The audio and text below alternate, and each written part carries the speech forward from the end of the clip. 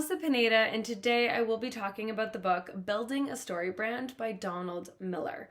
So, this book is really interesting for anyone that wants to start their own business or has their own business and just wants to really build and establish a brand.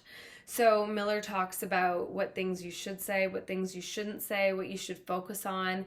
It's jam-packed with all sorts of information for anyone in this position if you have your own business or want to start one. But before I begin my review, if there's anything you hear today that you find interesting or that you like, please like and subscribe if you haven't already. All right, let me begin. Talks about the importance of making your story clear. Customers trust someone with a plan, he says. Define what's at stake and what the customer wants.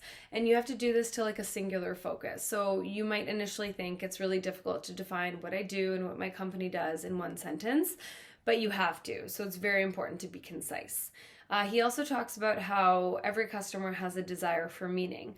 Miller references Viktor Frankl's Man's Search for Meaning in his book. And at first I found this interesting and kind of strange because you're referencing, Man's Search for Meaning. This is someone that experienced a concentration camp under Hitler.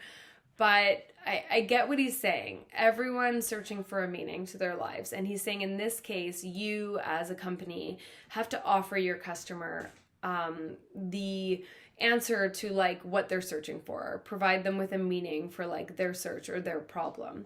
So he talks about how you need to identify, for instance, a villain in the customer's story. So he gives examples of the villain being like a gas guzzling car, and you need to provide them with a reliable used car. But the problem might be that your customer doesn't want to deal with a used car salesman. So he talks about gives examples like this. Another thing he talks about, or another example he gives is bad coffee being the villain. So he says there's always an external problem, so bad coffee, an internal problem. For instance, I can't afford to go to Starbucks every day to get a good coffee. And then a philosophical problem. I should be able to get good coffee at home or make good coffee at home without being a barista. So he talks about these three problems and being able to address them from like a business standpoint to your customer with these three problems in mind.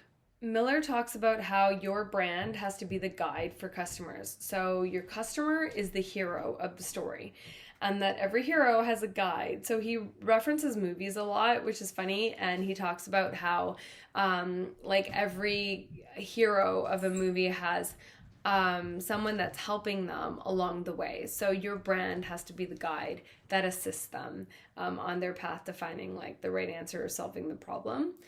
So the guide has to have authority. You need to have experience, for instance, in what you do and speak from experience, and empathy. You need to tell the customer that they care.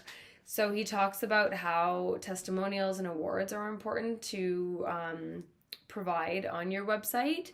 These help a lot. You have to encourage customers also to order now. So if you're not going to do that, they won't order now. So calls to action have to be bold. So he's saying that the buy now button is key. You have to have it in two places, at the top right. You have to have it at the bottom. You have to make this really obvious. You have to really encourage your customers. They need to be told to place an order or else they won't.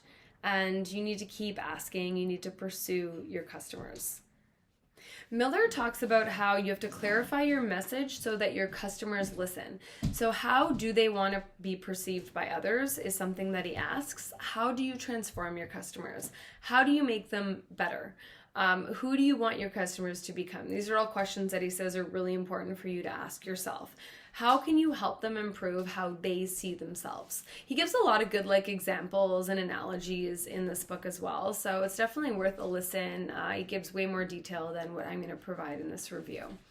A good website, he's saying, is key. So your website does the heavy lifting.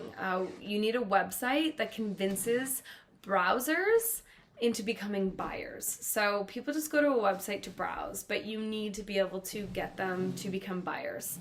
Your website, he says, is the first impression and should be the equivalent of an elevator pitch. So pretend you're in an elevator, you have 30 seconds to pitch your company and your idea to somebody.